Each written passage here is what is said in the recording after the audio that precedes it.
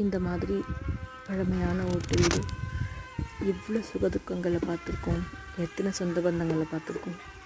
இன்றைக்கி ஒன்றும் இல்லாமல் இந்த மாதிரி சூறையாடப்பட்டு பார்க்கவே மன கஷ்டமாக தெரியுது. இந்த வீடு பார்த்திங்களா, இந்த ஜன்னலில் எத்தனை சோக கதை இருந்திருக்கும், எத்தனை சந்தோஷம் இருந்திருக்கும், எத்தனை கல்யாண கச்சேரி இருந்திருக்கும், எத்தனை பேர் போயிருப்பாங்க. இன்றைக்கி இந்த இடத்த தரமட்டமாக்கிட்டாங்க. இது தரமட்டமாக்கி இந்த இடத்த விற்க போகிறாங்களோ, இனி கட்ட போகிறாங்களோ. எவ்வளோ பெரிய வீடு பாருங்கள்.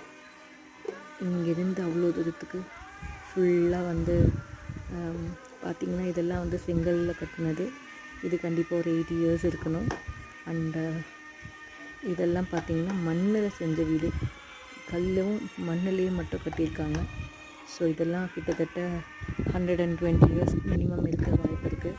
அண்ட் ஜன்னல் ஸ்டைல் எல்லாமே டிஃப்ரெண்ட்டாக இருந்தது. அந்த இடத்துல போகிறதுக்கான பாதையும் இருந்தது. நான் ஒருத்தங்க போய் கொஞ்ச நாளுக்கு முன்னாடி பார்த்தேன். ஸோ இந்த வீடு என்னோட பேரம்பேத்திகள், இப்போ இருக்கிற பேரம்பேத்திகள் இந்த இதை ரெடி பண்ணிகிட்டு இருக்காங்க.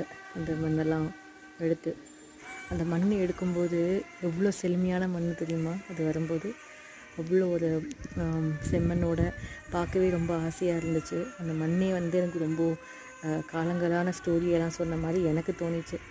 இந்த மாதிரி உங்கள் வீடு பக்கத்தில் இந்த மாதிரி பாழடைஞ்ச வீடு இருந்தாலும், இல்லை இந்த மாதிரி சீரமைக்கிறதுக்கு முயற்சி செஞ்சுட்டு இருந்தாலும் எனக்கு சொல்லுங்கள்.